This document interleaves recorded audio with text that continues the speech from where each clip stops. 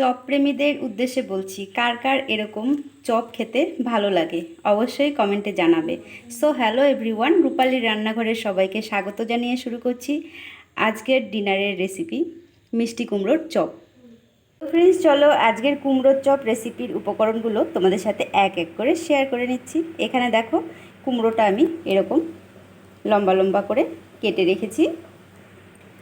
এখানে রয়েছে 1 কাপ পরিমাণ আতপ চাল, আমি ভালো করে ভিজিয়ে পেস্ট করে নিয়েছি। এখানে নিয়ে নিয়েছি ছানা, কাঁচা লঙ্কা কুচি, কালো জিরে, আর রয়েছে গুঁড়ো গরম মশলা। প্রথমেই আমি নুন আর হলুদ দিয়ে কুমড়োটাকে ভালোভাবে মেখে নেব। তো নুন হলুদ মাখা হয়ে গেছে। এবার প্রথমেই আমি আতপ চালের পেস্টটা নিয়ে নিচ্ছি ছানা। এবার দিয়ে দিচ্ছি কুচি করে রাখা কাঁচা লঙ্কা, কালো জিরে, গুঁড়া গরম মশলা, পরিমাণ মতো নুন আর হলুদ। এবার সবগুলো উপকরণ আমি খুব ভালোভাবে হাত দিয়ে মেখে নিচ্ছি।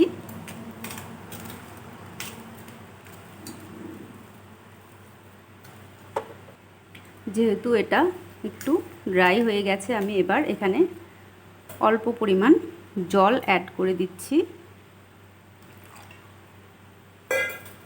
অ্যাড করে ব্যাটারটা খুব ভালোভাবে মেখে নেব।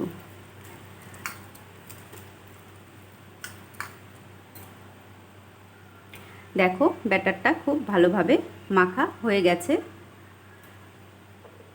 এবার আমি একটা একটা করে কুমড়ো ব্যাটারে খুব ভালোভাবে মেখে নিচ্ছি। কড়াই গরম হয়ে গেছে, এবার আমি দিয়ে দিচ্ছি তেল।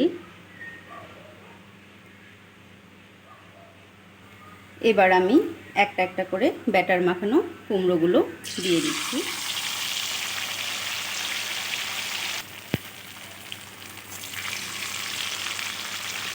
এবার চপগুলো এক এক করে উল্টিয়ে দেব।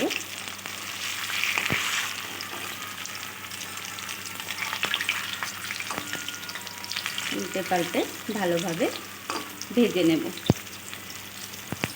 দেখো, চপগুলো হয়ে গেছে। এবার আমি এগুলো নামিয়ে নেব।